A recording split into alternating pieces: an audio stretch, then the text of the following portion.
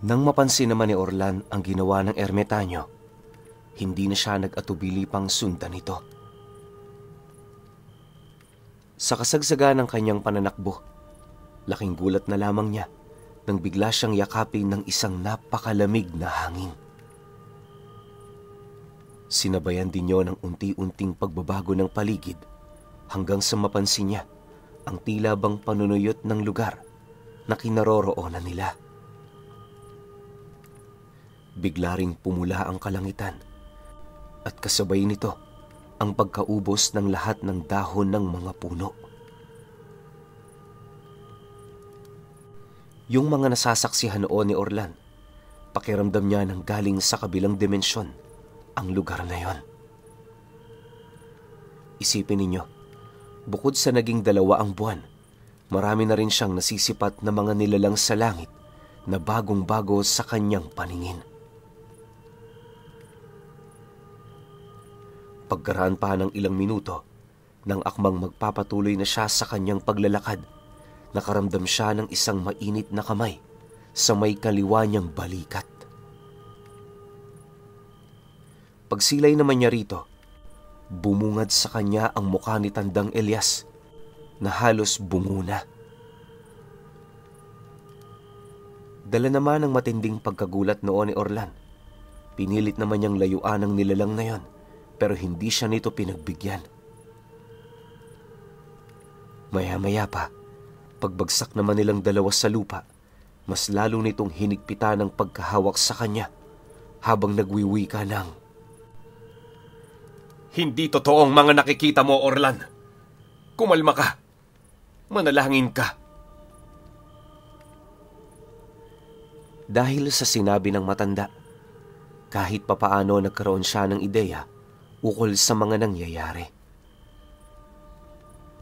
Nang medyo kumalma na siya, doon niya napagtanto na isang bagat at panlilin lang yung mga nakita niya. Walang sabi-sabi, agad naman niyang ipinikit ang kanyang mga mata, nagdasal ng taimtim, at nung pagmulat niya, bumalik na sa normal ang mukha ni Tandang Elias.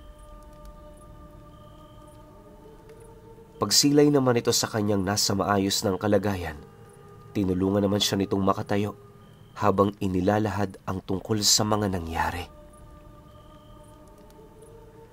Ayon sa matanda, hindi na niya nasundan ng lalaking pumatay sa dinukot nilang mambabarang, gawa ng habang hinahabol niya ito, merong mga nilalang na bigla na lamang nagparamdam sa kanilang mga tabi.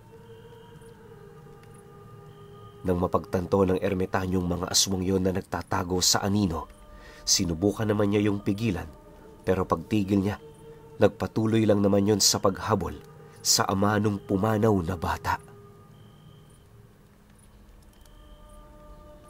Segundo lang dinoon ang dumaan, nang bigla na lamang yung mawala sa kanyang paningin. Dahil sa pangyayaring yon, nagdesisyon na siyang bumalik sa kinaroroonan ni Orlan, pero hindi pa man siya gaanong nakakalayo, nasipat niya si Orlan na binubulungan sa tenga ng isang taong dilim. Habang pinagmamasdan niya ito, nasipat niya ang mga kulay pulang usok na dahan-dahan namang pumapasok sa kanyang mga mata. Dagdag pa nito na, sakto lang noon ang paglapit nito sa kanya, dahil kung natagalan pa yon ng ilang segundo, paniguradong mahihirapan yung bawiin ang kanyang wisyo mula sa kawalang kanyang napuntahan.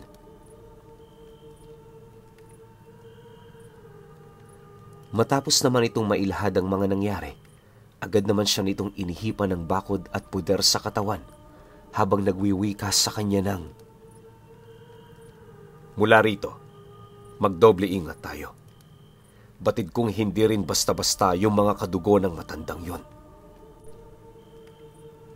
Nang marinig naman ni Orlan ang sinabi nito, wala naman siyang naisagot sa matanda maliban sa pagpapasalamat. Halos hindi niya maisip noon ang mangyayari sa kanya kung nagkataong hindi siya nito nakita.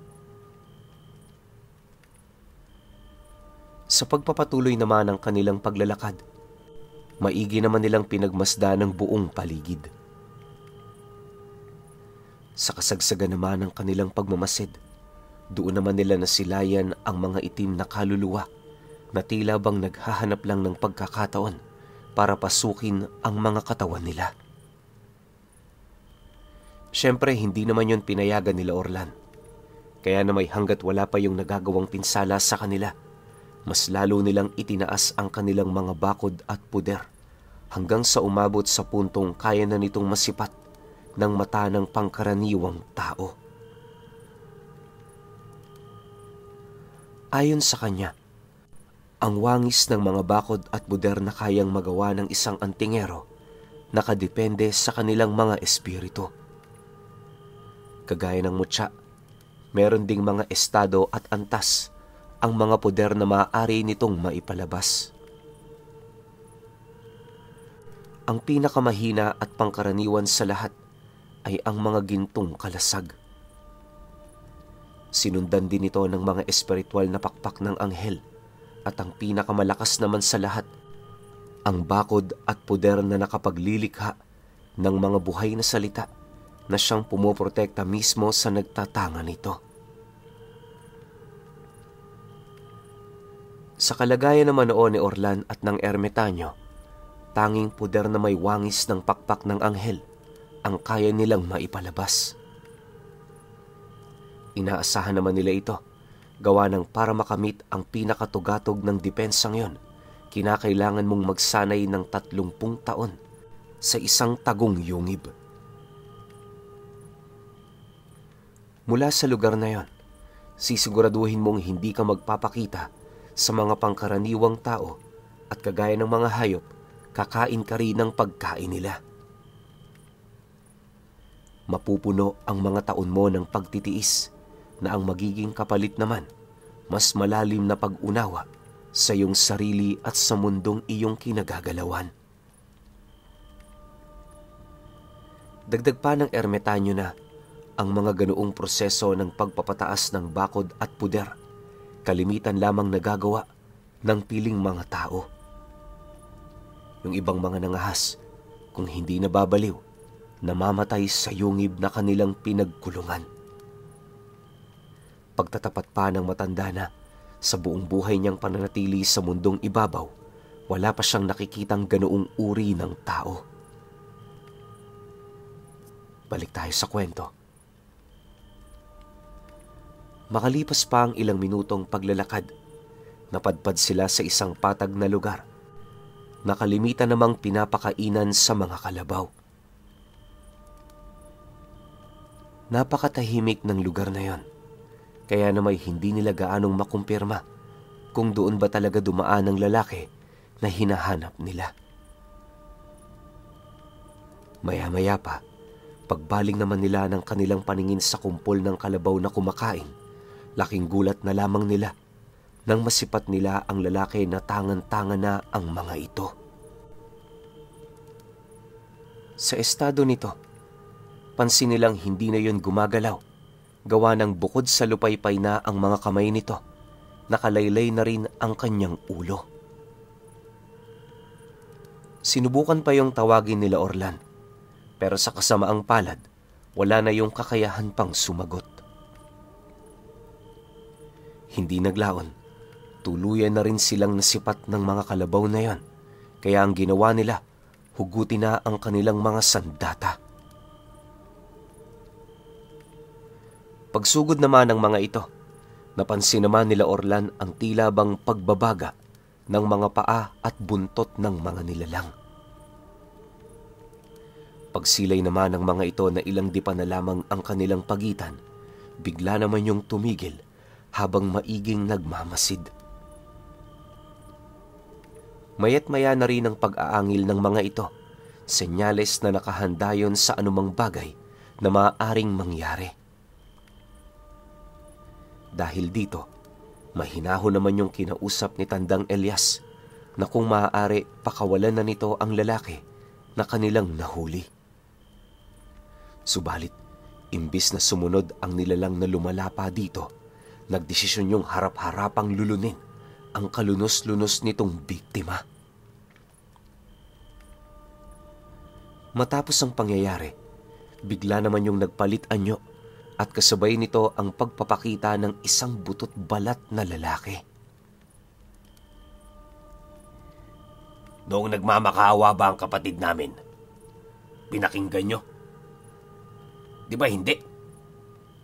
Kaya huwag kayong umasa na makikinig din kami sa inyong mga sasabihin. Magkakamatayan muna tayo bago namin yan gawin. Wika ng lalaki habang nanlilisik ang mga mata nitong nakatingin sa kanila. Nang marinig naman ni Tandang Elias ang sinabi nito, sumagot naman yun sa nilalang ng, pag-isipan niyo muna ng maigi kung sino ang unang nagkasala. Hindi ba ang kapatid niyo ang unang nanalasa? Siya ang may kasalanan ng lahat. Kung iisipin, yung pagkamatay niya, kagustuhan niya yon. Matapos naman itong makapagsalita, wala namang nagawa ang mga nilalang na yon, kundi ang magsipag-angil. Aminado naman silang kapatid nila ang naunang magkasala, pero sadyang hindi nila kayang talikuran ang masalimuot na katotohanan ukol sa pagkamatay nito. Maya-maya pa, nang hindi na mapigil ng mga nilalang na yon ang bugso ng kanilang mga damdamin, napilitan naman silang lusubin na ang dalawa. Pero kagaya ng inaasahan, lahat sila nagbuwis ng buhay sa mga kamay ni Tandang Elias at ni Orlan. Pagkatapos naman nila itong malipol, doon na siya nagdesisyong magpaalam sa ermitanyo. Manong Elias, maraming salamat ho sa pagpapatuloy niyo sa akin itong mga nagdaang araw. Marami tayong pinagsamahan at kailan may hindi ko ho yun makakalimutan. Mag-iingat ho kayo rito palagi. Kapag nakita ko na ang aking ama, nangangako ho akong babalikan ko kayo rito. Paalam ni Orlan sa matanda. Nang marinig naman ni Tandang Elias ang kanyang sinabi, yumakap lang yun naman sa kanya ng mahigpit na para bang ito na ang pamamaraan nito ng pamamaalam.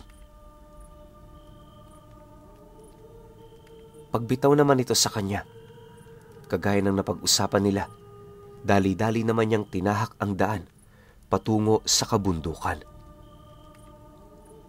Ni paglingon hindi na rin niya ginawa, nang sa gayoy mas mabilis siyang makausad.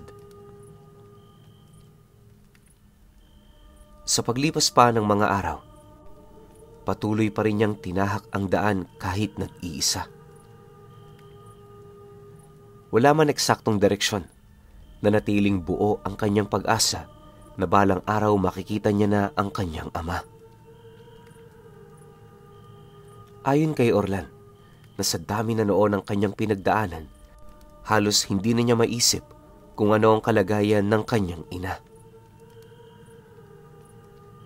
Upang hindi na rin gaanong mag-alala, iniiwasan niyang alalahanin ang mismong kalagayan nito. Naniniwala siya na sa maayos yung kalagayan dahil na rin sa mga pwedeng maitulong ng mga kapitbahay nila. 3 araw pa ang lumipas, nakarating siya sa isang parte ng bundok kung saan usong-uso ang pangangaingin. Unang beses niya rin noong makasilay ng tao sa loob ng halos ilang araw, kaya na may minabuti niyang makipag-usap sa mga ito. Bukod kasi sa kinakapos na siya noon ng makakain, medyo salat na rin siya sa inuming tubig. Para naman makasigurong mabubuting tao ang kanyang malalapitan, nagdesisyon siyang pagmasdan muna ang mga mamumundok. Buong maghapon din siya noong nagmasid, hanggang sa dumating ang puntong may nakita siyang mag-asawang masayang naglalakad patungo sa paanan nito. Pagsilay naman niya sa mga maamo nitong mukha, doon na siya nagpasyang makipag-usap. Makalipas lamang ang ilang minutong paglalakad, mahinahon naman niyang nilapitan ng dalawa habang inilalahad ang kailangan niya. Nang marinig naman ito ang kanyang sinabi, walang pagdadalawang isip naman yung lumapit sa kanya para makinig. Sa kanilang pag-uusap, inilahad ni Orlan ang lahat ng kanyang pangangailangan. Magkaiba man sila noon ng dialekto, hindi naman naging mahirap para sa mag-asawa ang makaintindi dahil na rin sa tulong ng kanyang gabay na kusang bumubulong dito ukol sa kanyang mga sinasabi.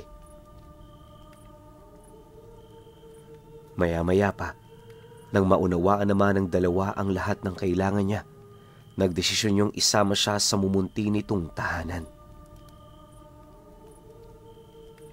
Pagkarinig naman ni Orlan sa sinabi nito, agad din naman siyang sumang-ayon habang taus-pusong nagpapasalamat sa pamilyang yon. Sa pagbagtas naman nila ng daan patungo sa bahay nito, nabanggit sa kanya ng lalaki na naninirahan sila malayo sa baryo. Sa katunayan, sa paanan lang din sila ng bundok nakatira at isang beses lang din sa isang linggo kung pumanhik sila ng baryo. Halos tumutungo lang kasi sila sa lugar na yon kapag meron silang mga uling na maaaring maibenta. Ipinagpaunang ilahad na yon ng lalaki sa kanya, nang sa gayoy hindi siya umasang marangya ang pamilya na pinapalakad nito. Dahil sa sinabi ng lalaki, napangiti lang naman siya. Alam naman niyang mahirap ang pamilya nito, pero hindi na yon mahalaga. Kung iisipin, sanay na rin naman siya sa hirap. Bukod kasi sa mag-iilang buwan na siyang palaboy-laboy, magmula noong bata pa siya, tinuruan na siya ng kanyang ina na maging kontento sa kung anong meron siya.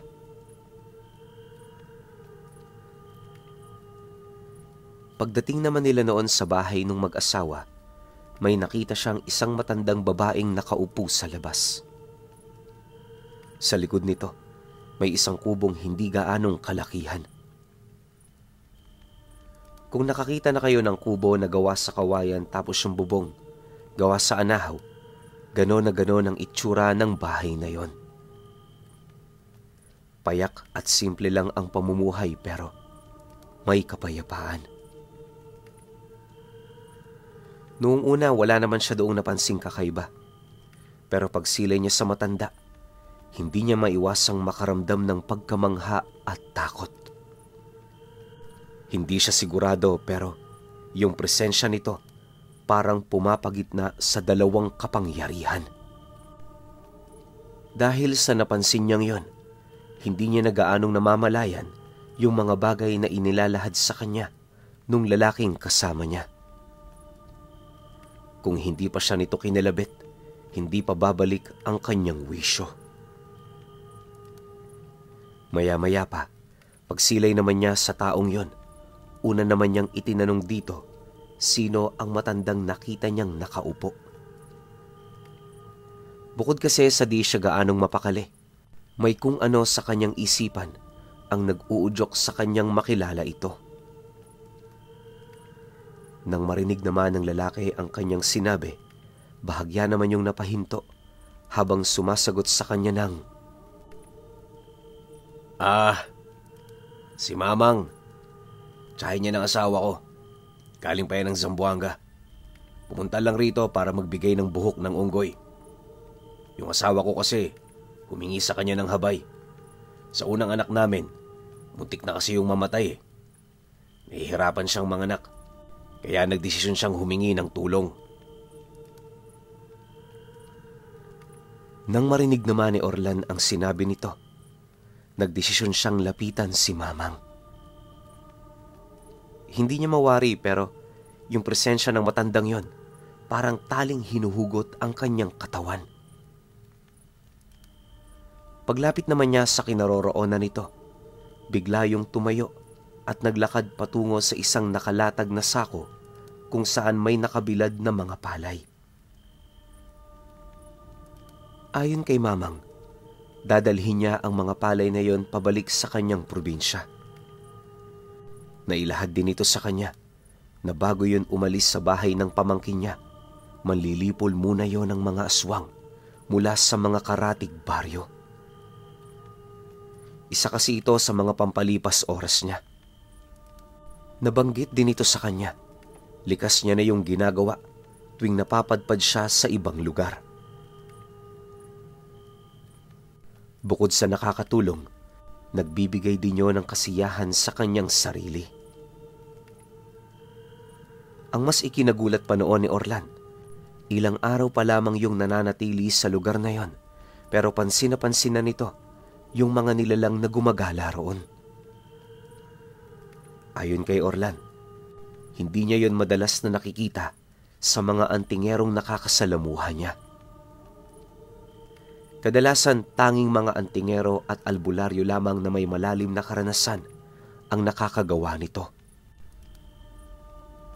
Dagdag pa ni Orlan na noong mga panahong yon, aminado siyang napakalayo pa ng agwat niya kung ikukumpara kay Mamang.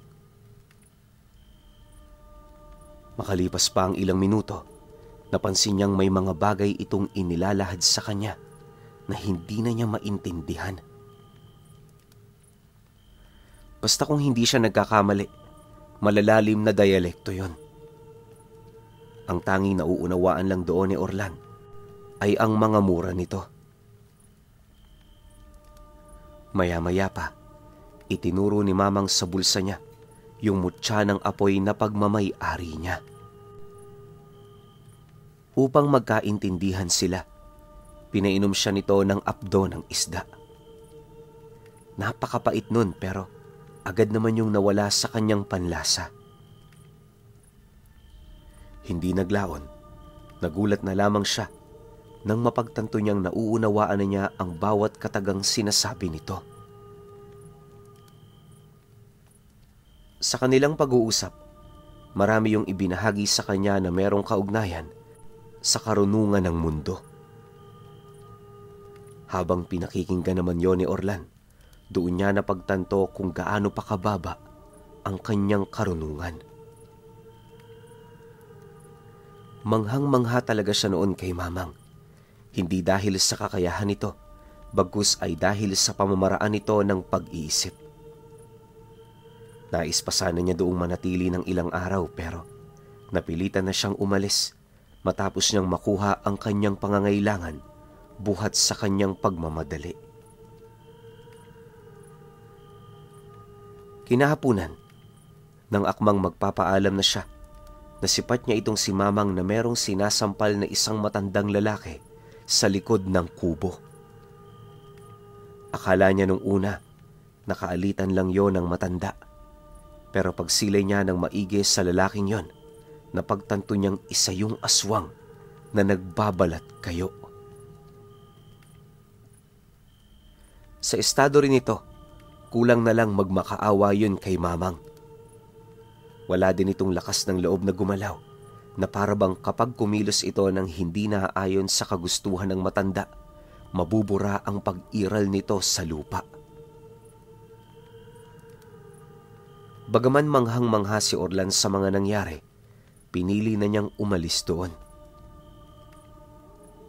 Papasapit na ang gabi, kaya kailangan na din niyang umusad para makapagpatuloy. Ayaw naman niyang magpalipas ng magdamag sa pamilyang hiningian niya ng tulong, lalo pat bukod sa marami sila doong naninirahan, wala na rin doong pwestong pwede pa niyang matulugan. Di naman yun problema kay Orlan. Kung tutusin, sanay na rin siyang matulog sa mga gubat. Sa pagpapatuloy ng kanyang paglalakad, tanging isang maliit na gaserang gawa sa kawayan ang nagbibigay liwanag sa kanya.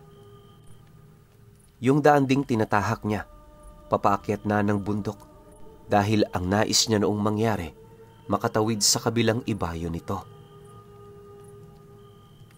Inaasahan niya na kasing doon na magsisimula ang kanyang tunay na paglalakbay, lalo pat ilang milya mula sa lugar na yon, kabundukan na ng Sierra Madre.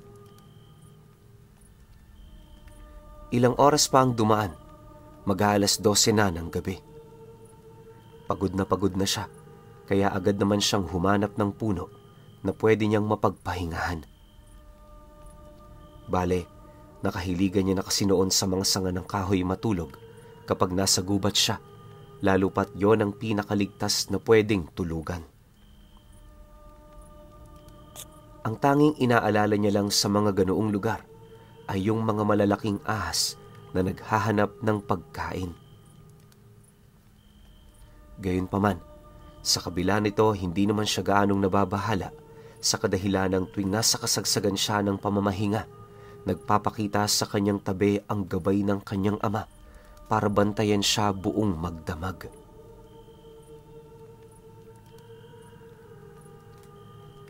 Habang nagpapahinga noon si Orlan, hindi pa rin niya malimut-limutan itong si Mamang. Ilang oras lang kasi sila noong nagkita pero yung mga bagay na ipinakita nito sa kanya, tumatak talaga. Isipin ninyo sa dinami-rami ng mga antingerong nakilala niya, si Mamang lamang ang merong bagyong kinulong sa garapon. Alam niyo, Pinuno, sa totoo lang, kahit itong si Orlan, hindi makapaniwala sa bagay na yon.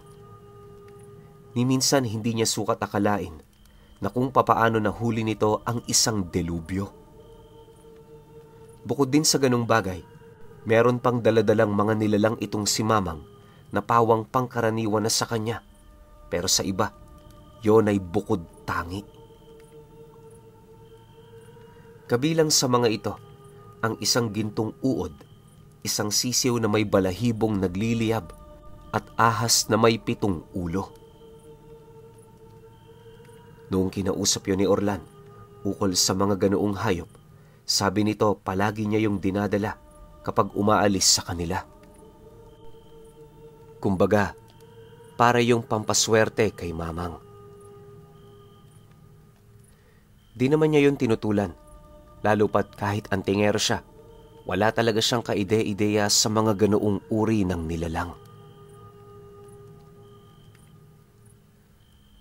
Makalipas pa ang ilang minutong pag-iisip, nakaidlip na nga siya nang hindi niya napapansin.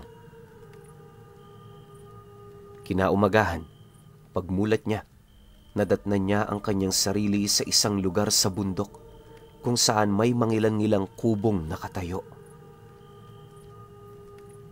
May nakita rin siyang mga taong nag-aalmusal, indikasyon na isa itong sityo. Pag-upo naman noon ni Orlan sa sanga ng puno, dahan-dahan naman siyang bumaba para sana magtanong, pero hindi pa man siya nakakalapit sa mga taong yun, bigla naman siyang napahinto nang salubungin siya ng isang matandang lalaki. May hawak itong armas at sa kasuotan nito, parang komanderyo ng isang rebelde. Pagharap naman nilang dalawa, agad naman yung nagtanong sa kanya kung ano ang kanyang ginagawa roon. Dagdag pa nito na, pugad ng rebelde ang kanyang narating, kung kaya't mas mainam na mailahad niya ang pakay niya. Labis kasi noong nagtataka ang matanda, gawa ng papaano na natili ng buong magdamag si Orlan sa lugar nang hindi nila natutunugan. Dahil sa sinabi nito, agad naman niyang inilahad ang kanyang rason. Isa ho akong manlalakbay na antingero. Kapag gabi, tinatago ko ang presensya ko para makaiwas sa panganib. Paumanhin ho, hindi ko napansin ang pugad ninyo. Pagod na pagod kasi ako kaya nakatuon lang noon ang aking atensyon sa paghahanap ng mapagpapahingahan. Para wala na tayong pag-usapan, aalis na lang ho ko. Mahinahong wika ni Orlan sa matanda. Nang marinig naman ito ang kanyang sinabi, unti-unting nagbago ang pamamaraan ng pakikitungo ng matanda sa kanya. Imbis na pagsalitaan din siya nito ng masama, mas lalo yung nakipaglapit sa kanya, hanggang sa dumating ang puntong personal na itong humingi ng pabor. Pakiusap, huwag ka munang umalis. Bigyan mo ako ng pagkakataon para makapagpaliwanag. Tinatanong lang naman kita at wala akong ibig sabihin doon. Sagot naman ng matanda. Dagdag pa nito na kasalukuyang may kinakaharap silang problema sa kuta nila. Marami na ring nagbuwis ng buhay sa kanilang panig para lamang mapanatili ang kanilang estado hanggang sa araw na yon. Mariinding inilahad ng matanda na hindi sundalo o anumang puwersa ng gobyerno ang kalaban nila. Supremo ng mga aswang ang kanilang kalaban kung saan namamahala ito sa buong baryo ng kauri nito. Pagkalahad naman ito ng totoo, lumuhod yun sa kanyang harapan para magmakaawa. Hindi naglaon, napansin din yun ng mga kasama ng matanda, kaya na may dahan-dahan na itong nagsikumpulan sa kinatatayuan niya. Maya-maya pa, nang mapagtanto naman niyang hindi niya kayang takasan ang mga taong humihingi ng tulong, nagdesisyon siyang pagbigyan ito ng isang kondisyon. Wala namang problema yung hinihingi ninyo, pero sana wag niyo rin kakalimutan, may mga pangangailangan din ako. Kapag natulungan ko na kayo, pwede bang ako naman ang tulungan ninyo? Wika ni Orlan sa mga ito. Dahil sa kanyang sinabi, wala namang nagawa ang mga rebelde kundi ang sumang-ayon. Bukod kasi sa paubos na ang kanilang hanay, naniniwala rin sila wala na silang kakayahan pang makipaglaban sa pagsapit ng susunod na gabi. Makalipas pa ang ilang minuto, nang magkasundo na ang hanay nila, nagpasama si Orlan sa matanda para libutin ang kabuuan ng kuta. Bawat sulok at espasyo, maigi niyang pinag-aralan nang sa gayoy walang makalusot. Matapos nun, nagpasama siya sa matanda para puntahan ang nasabing baryo ng mga aswang. Subalit, nang marinig naman ito ang kanyang abiso, binalaan siya nito ukol sa pagiging tuso ng mga kalaban nila. Dagdag pa ng matanda na, ilang beses na nilang sinubukang makipag-usap sa mga nilalang na yon, pero hindi ito umubra. Ganun ba? Paano ba naman kasi? Pupunta-punta kayo roon na wala kayong kasamang may alam sa lihim na karunungan. Nakalimutan mo na ba, Tatang? Ang paningin ng mga aswang sa mga taong mangmang, parang hayop lang. Walang kapasidad na tumutol o magtanong. Sagot ni Orlan sa matanda nang marinig niya ang mga bagay na sinabi nito. Matapos naman niyang makapagsalita, wala namang nagawa ang matanda kundi ang sumunod. Iniwasan na rin itong magtanong sa takot na baka umurong sa kanilang mga napagkasunduan itong si Orlan. Hindi naglaon, nang makapaghanda na sila, bumaba na sila ng bundok. Sila lang ng matanda ang magkasama, nang sa gayoy hindi mabulabog yung lugar na pupuntahan nila. Habang binabagtas naman nila ang daan, doon na pa isa-isang nailahad ng matanda ang tungkol sa mga nangyari.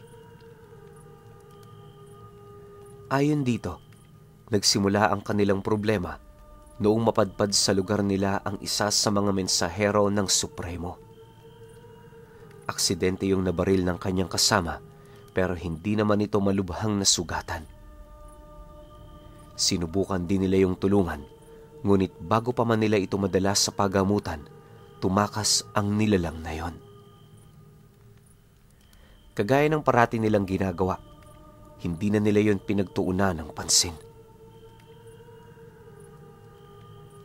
Sa paglipas pa ng mga araw, nagpatuloy ang kanilang pangkaraniwang buhay. Subalit, lingid sa kanilang kaalaman, meron na palang nagmamasid sa kanilang kuta. Pagtungtong ng 3 araw, sumalakay sa lugar nila ang supremo ng mga aswang kasama ang mga mandirigma nito. Una nitong pinatay sa kanilang hanay yung kasamahan nilang bumaril sa tauhan nito. Siyempre, hindi naman nila yon ipinaghigante para sana'y maiwasan ang paglaganap ng gulo.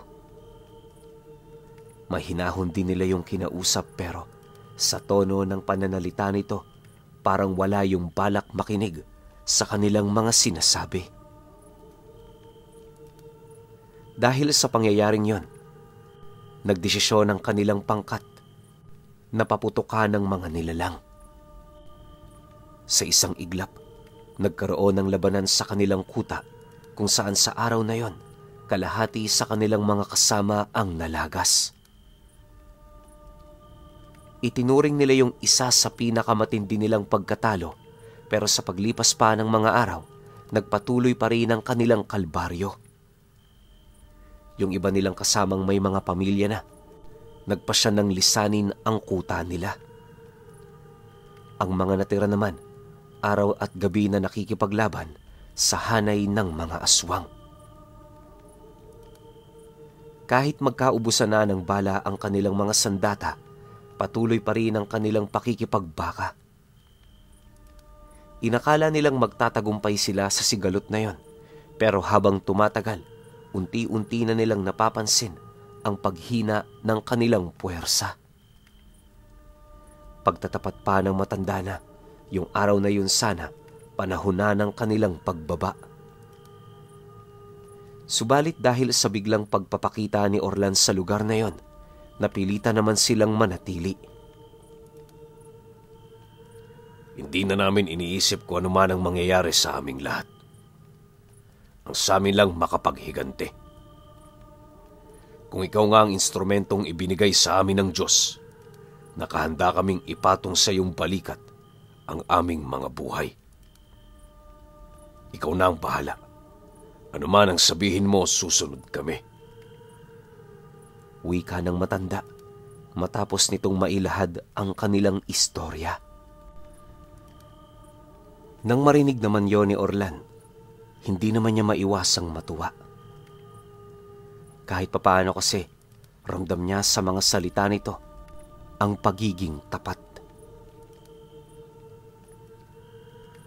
Ilang oras pa nga ang dumaan, bigla naman siyang pinatigil ng matanda pagdating nila sa isang maliit na sapa patungo sa paanan ng bundok na merong napakasukal na daan. Balot na ng puno ang paligid at sa estado nito, parang hindi pa yon napapasukan ng tao. Pero base sa kanyang mga nakita, alam niyang may mga nilalang na namumugaran sa loob nito. Paglapit naman sa kanya ng commander ng mga rebelde, ito na rin mismo ang naglahad na doon naninirahan yung mga nilalang na pumatay sa mga kasama nila. Dahil sa sinabi nito, agad namang tinahak ni Orlan ang daan papalapit dito. Tahimik at banayad lang noon ang kanyang mga hakbang sa paniniwalang may mga nagkukubling bagat at patibong sa lugar. Inabisuhan na rin niya ang matanda na sundin ang mga nilalakaran para hindi ito mapahamak.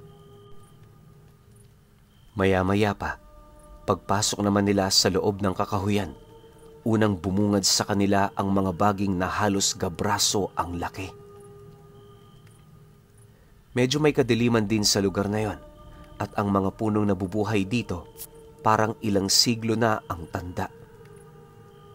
Ayon kay Orlan, sa lahat ng gubat na kanyang napasok, yon ang kakaiba sa lahat. Mga antigong puno, nagkalat na mga sanga sa paligid at iilang mga buto ng hayop na naagnas lang sa daan. Marami rin siyang napapansing mga elemento sa lugar, kalakip ang halos hindi mabilang na mga engkantong nagmamasid sa kanila. Gayunpaman, Kahit alam niyang peligroso ang lugar na tinatahak nila, ipinagpatuloy pa rin niya ang kanilang paglalakad hanggang sa marating na nga nila ang arko ng isang puno kung saan sa unahang bahagi nito nagkalat ang mga bahay na walang mga pinto at bintana. Nangangalingasaw din ang baho sa lugar na yon, buhat sa dami ng mga nabubulok na hayop sa paligid nito. Hindi lang yon, habang papalapit sila Orlan sa lugar, napansin nila ang dami ng mga langaw na nagsisiliparan. Kabubuyog na ang laki nito, kaya na may hindi nila maiwasang mabahala. Pagkaraan pa ng ilang minuto, napilitan naman siyang bunutin ng kanyang punyal nang masipat niya ang iilang mga taong may butot balat na pangangatawan na dahan-dahan ang lumalapit sa kanila. Nang ilang metro na lamang ang kanilang pagitan, doon niya nasaksihan ang dungis ng mga itsura nito. Wala na rin yung mga saplot at sa estado ng mga taong yon, parang napag-iwanan na yon ng sibilisasyon. Maya-maya pa, bigla namang gumilid ang mga ito, dahilan para makita nila Orlan ang pinuno ng mga nilalang. Taliwas sa mga sumalubong sa kanila, meron yung maayos na kasuotan at hindi butot balat ang katawan nito. Hindi rin madungis ang kanyang muka, indikasyon na madalas siyang maglinis ng kanyang katawan. Ang kaso lang, may mahaba yung dila na siya namang dahan-dahang gumagapang sa katawan nito para mag-alis ng mga tira-tira nitong pagkain. Hindi naglaon, napangisi lang naman ang nilalang na yon habang nagwiwika sa kanya ng, "At ano naman ang pakay ng antingero dito sa lugar namin? Pag-aayusin mo ba kami ng taong yon? Kung yun lang din ang iyong dahilan, makakaalis na kayo. Kailan may hindi ko palalampasin ang mga taong nanakit sa aking mga kapatid." Nang marinig naman ni Orlan ang sinabi nito, walang pagdadalawang isip naman siyang sumagot dito ng, "Hindi naman namatay ang mga kapatid mo, di ba? Ginagamit mo lang yan na rason para makalamang ka.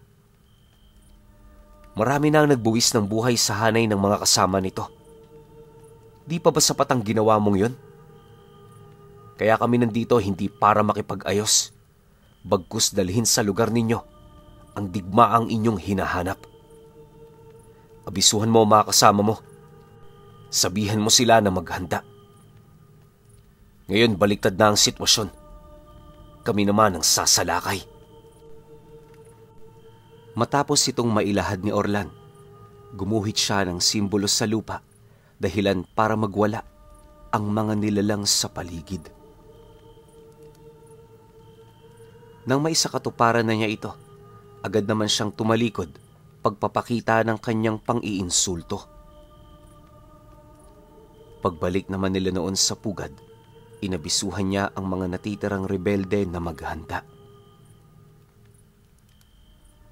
Para patas ang labanan, binigyan niya yon ng mga pangontra, pambasag sa malabakal na balat ng mga aswang. Sa pagsapit naman ng gabi noong mismong araw, kasalukuyan ng tinatahak ng kanilang grupo ang daan pababa ng bundok. Bawat isa sa kanila may mga daladalang sulo at sa estado naman ng kanyang mga kasama, parang hindi na mahalaga para sa mga ito ang kanilang mga buhay. Lahat ng nakiisa sa kanyang desisyon, hindi na inisip pang makakauwi sila ng buhay. Hindi naman yun mahirap para sa kanila, lalo pat alam nila sa kanilang mga sarili na ang labang mangyayari ay para maipaghigante ang mga nawala. Kalahating oras pa ang dumaan, tumambad na nga sa kanila ang napakasukal na kakahuyan. Di pa man sila roon nakakalapit, meron na silang nasipat na mangilan-ngilang mga nilalang na nakaantabay.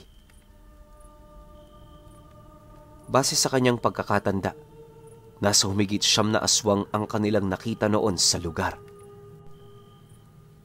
Pagsilay naman ng mga rebelde sa mga ito, agad naman yung umusad para ipakita ang bisa ng ibinigay niyang pangontra. Nga pala, baka magtaka kayo sa pangontrang ibinigay ni Orlan sa mga rebeldeng yon. Hindi ito isang uri ng halaman, pagkain o bato na karaniwang ginagamit ng mga antingero para labanan ang mga nilalang na may kabal. Ayon kay Orlan, epektibo naman ang mga bagay na yon, pero di hamak na mas epektibo ang langis na nagmumula sa bunga ng palma. Bihira lang din ang gumagamit dito, pero karamihan sa mga taong may alam sa bagay na yon, nasisiguro niyang may malalim na karunungan pagdating sa lihim na aral. Balik tayo sa kwento.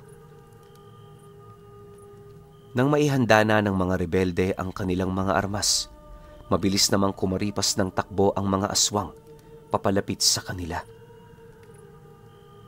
Bawat isa sa mga ito, patuwad kung maglakad, pero napakabilis ng mga nilalang na yon. Halos hindi na nga sila gaanong nasusundan ng mga mata, lalo na kung napapadaan sila sa mga lugar na madidilim.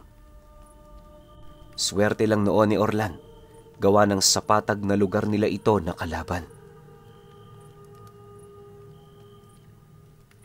Ilang minuto pa ang lumipas, dahil sa ganda ng posisyon ng mga kasama niya, madali nilang tinamaan ang mga nilalang na yon.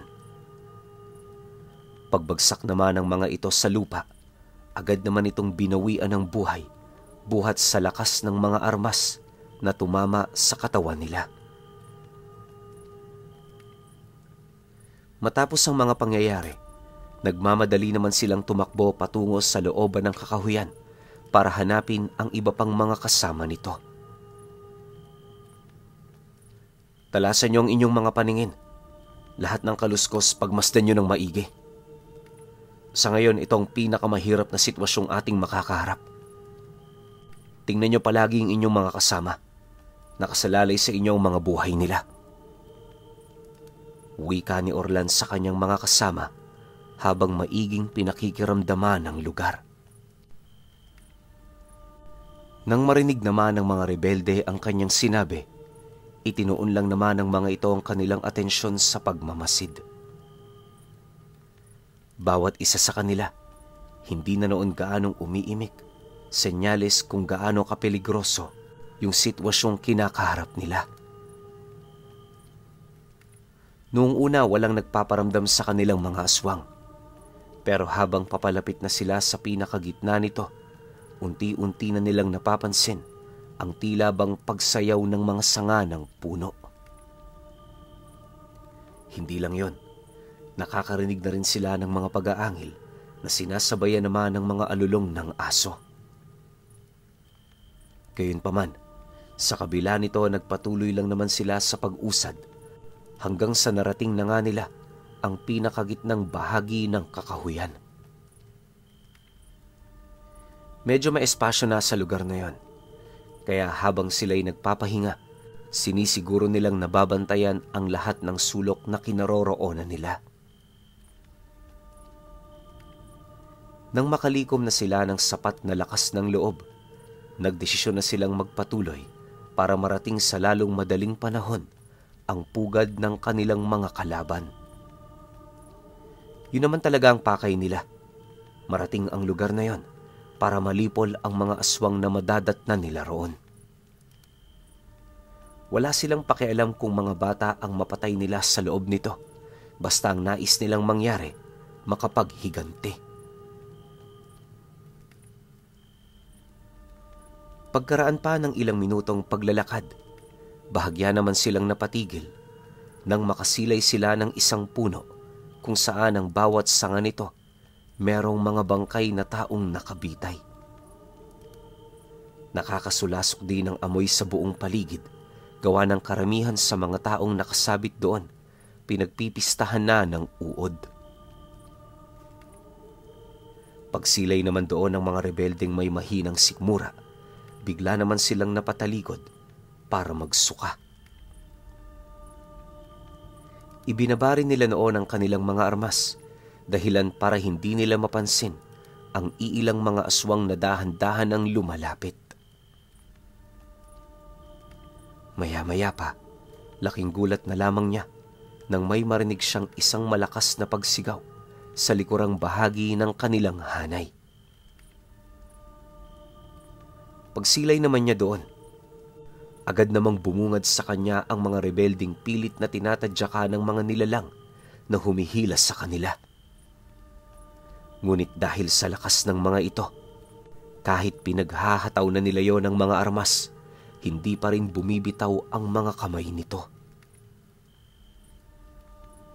Hindi naglaon, wala na ngang nagawa ang mga taong yon, kundi ang madarag patungo sa karimlan ng mga nilalang.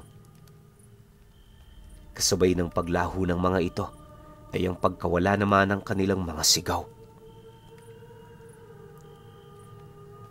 Dahil sa pangyayari, nagmadali naman siya doong lumapit para tulungan ang mga kasama nilang halos hindi na makagalaw, buhat sa matinding pagkagulat at takot. Iwasan niyong masindak sa kanila. Kapag hindi niyo tinatagan ang inyong mga loob, buhay niyo magiging kabayaran. Tandaan ninyo, nasa lugar tayo kung saan nagkalat ang mga mababangis na demonyo.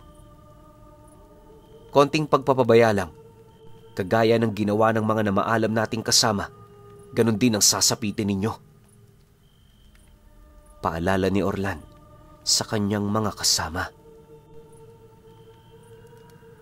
Pagkarinig naman ng mga rebelde sa sinabi nito, kahit papaano naibsan naman ang takot na nararamdaman nila. Ngunit sa kabila ng mga inilahad ni Orlan sa kanila, hindi pa rin nila maitatanggi na kasulukuyan na silang napapalibutan ng kanilang mga kalaban. Bawat isa sa mga ito tahimik na nagkukubli sa karimlan, naghihintay ng pagkakataon na sila'y magkamali. Sa pag-usad pa ng kanilang pangkat, ramdam na ramdam nila ang tila bang pagsunod sa kanila ng kanilang mga kalaban.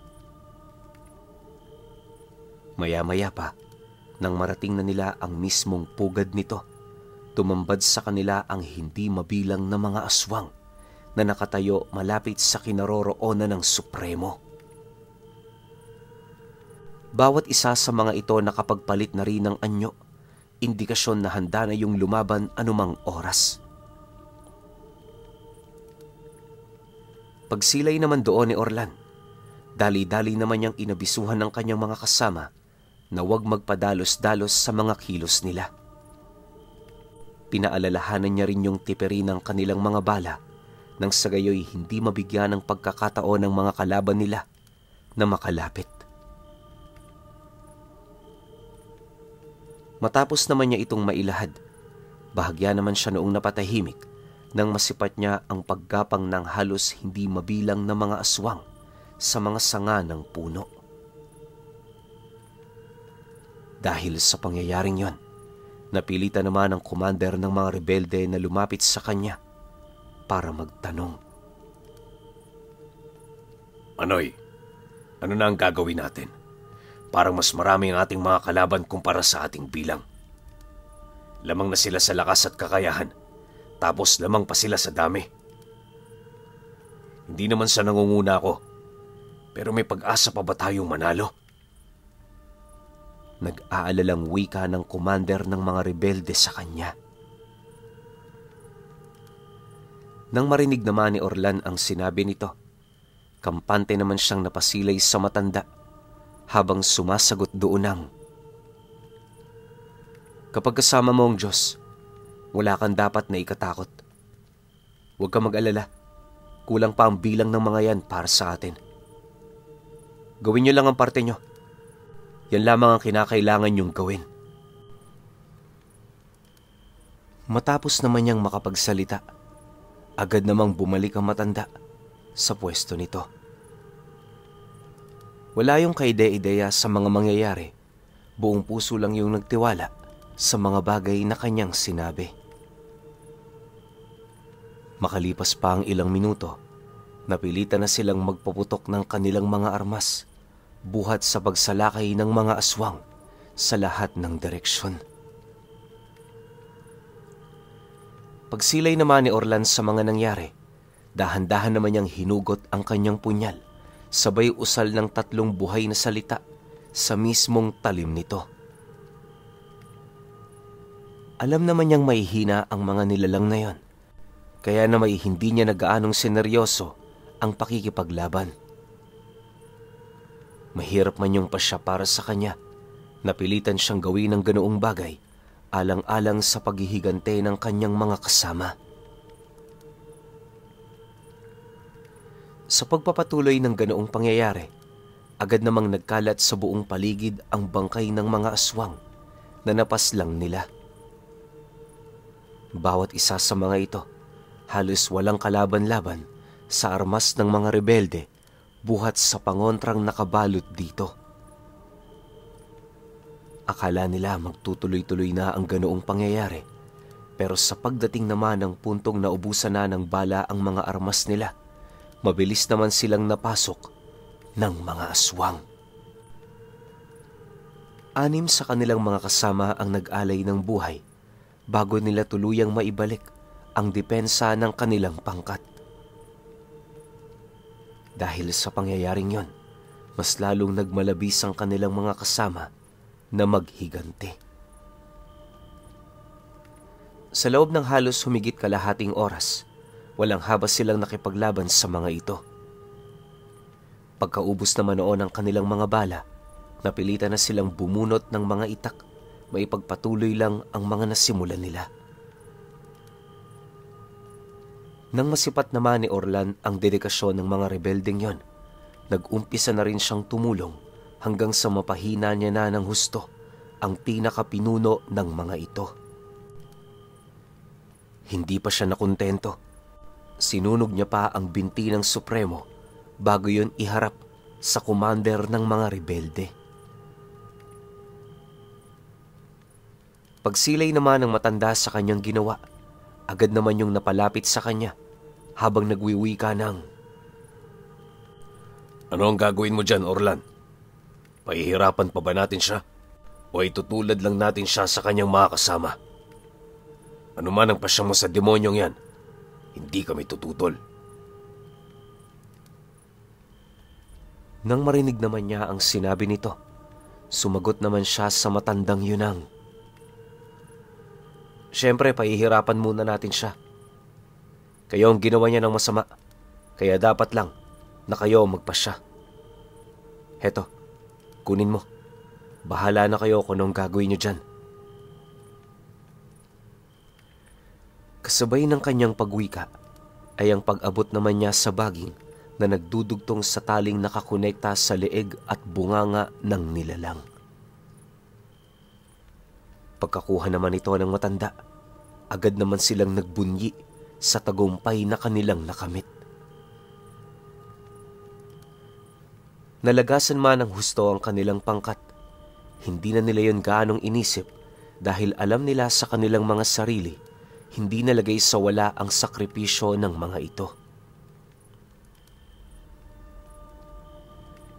Makalipas pa ang ilang minuto nilang pakikipagbaka, tuluyan na ngang umatras ang mga natitirang aswang na kalaban nila.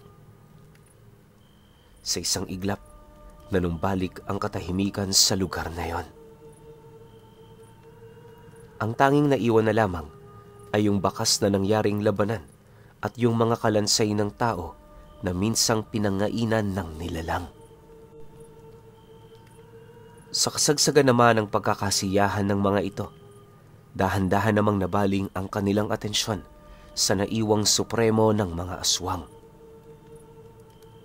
Sa puntong yon, mabilis naman nila yung pinaligiran habang pilit na pinag-uusapan kung ano ang kanilang gagawin dito. Yung iba sinasabing patayin na nila ang taong yon, habang ang iba naman nagpupumilit na parusahan muna ito bago kitila ng buhay. Nang marinig naman ni Orlan ang pagtatalo-talo ng kanyang mga kasama, agad naman niya yung sinuway nang sa gayoy magkaroon ito ng iisang pasya. Ibigay niyo ang pasyang yan sa inyong commander. Sa kanya niyo ipinagkatiwala ang inyong mga buhay. Kaya dapat lang na siya din ang sundin ninyo ngayon. Ihanda niyo na ang inyong mga gamit. Alis na tayo rito maya-maya lang. Pero syempre, bago tayo umusad, pabalik ng inyong kuta, kailangan nating wasakin ang lahat ng bakas sa lugar na ito. Sunugin niyo lahat. Wala kayong ititira. Wika ni Orlan sa mga kasama nila.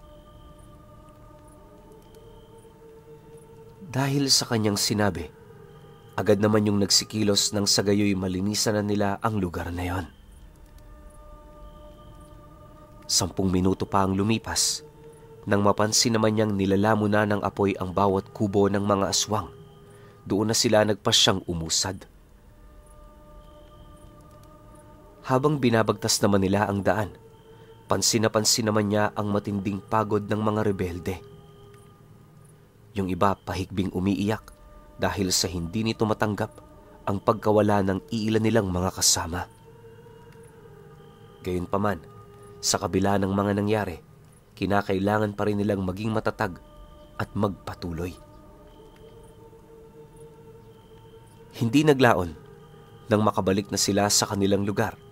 Agad naman nilang pinagtulungang ipako sa krus ang supremo ng mga aswang.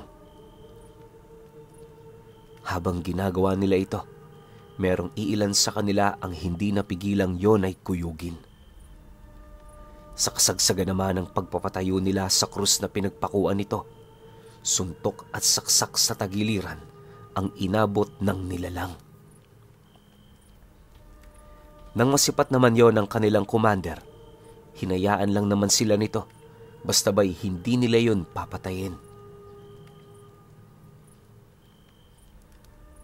Kinabukasan, hindi pa man pumuputok ang bukang liwayway, naging abala naman sila sa pagtutulong-tulong para iakyat sa bundok ang krus na yon. Habang ginagawa nila ito, panay naman ang pagsigaw ng nilalang sa kadahilanang hindi na nito maatim ang hapdi at kirot nitong nararamdaman buhat sa mga pakong bumaon sa katawan nito na merong langis. Ayon kay Orlan, hindi naman mapanganib ang mga langis na kanyang binuhos, pero magbibigay yon ng hindi maipaliwanag na kati at hapdi sa kalamnan nito. Kapag nalipasan pa yon ng ilang oras, unti-unting mabubulok ang laman loob ng nilalang hanggang sa buto na lang ang matira. Ngunit ang ipinagtataka noon ni Orlan, ilang oras na ang lumipas magmula noong ipinako nila ito. Tanging ang mga laman pa lamang nitong nakadikit sa pako ang naagnas. Sa puntong yon, nagkaroon naman siya ng haka-haka na maaaring may natitira pang lakas ang Supremo para labanan ang kanyang langis na ibinigay rito. Sa pagdating naman nila sa tuktok ng bundok, kagaya ng napag-usapan, itinayo nila ang krus na yon habang dahan-dahang sumisikat ang araw. Pagbalot naman ng liwanag nito sa buong kalupaan, mabilis namang naagnas ang katawan ng aswang buhat sa taglay nitong init at sumpa. Pagsilay naman nila na butot balat na lamang doon ang natira, agad naman nila yung ibinaba sabay baon ng mga buto nito sa lupa. Nang magawa na nila ito, nilagay niya pa yun ng selyo upang masiguro ang matinding paghihirap ng nilalang na yon. Matapos naman nilang maipaghigante ang kanilang mga kasama, nagsimula na rin silang makinig sa mga bilin at kasunduan niya. Isa lang ang nais niyang mangyari. Sumama ang mga ito sa kanya patungong bundok ng Sierra Madre. Okay, alam ko. Marami sa inyong kinilig nung narinig yung pangalang Mamang. Tapos, parang napadaan lang siya sa kwento natin no? Pero alam nyo ba, ito yung dahilan ko kung bakit hindi ko pwedeng ilipat tong kwento na to, itong serye na to, doon sa Ang Pinuno. alam niyo naman, magkakaroon tayo ng hundreds of thousand na penalty once na mabanggit natin yung mamang. Though nasa ibang channel tayo ngayon, kahit sabihin natin na ako yung nagnanarrate, nilinis ko yung kontrata na walang nakalagay na hindi ko pwedeng banggitin sa ibang channel yung pangalang mamang. Since nandito tayo sa Anghel, kahit anli ko banggitin yan, walang problema. Kung tutusin, pwede akong maglapag dito ng mga kwento ni mamang, pero hindi ko nagagawin yon. Hintayin natin yun sa kabilang channel. Sa ngayon, alam ko, palaisipan din sa inyo kung ano mangyayari sa grupo ng mga rebelde na isinama nitong bida natin papuntang Sierra Madre. Sinasabi ko na sa inyo, walang iyakan. Kaya yung episode 7, pahintay na lang ako. Pasensya na kayo, medyo matagal ako nawala. Kasi Holy Week, tapos may mga kung ano-ano pang pumasok na pasundot-sundot na bakasyon. Pero ngayon, promise ko sa inyo, araw-araw may lapag tayo every 5 p.m. Lalo na tong series na to, tambak na tayo. Hanggang episode 50 na siya, nasa episode 16 pa lang tayo. Pahintay na lang ako ng 7. Salamat.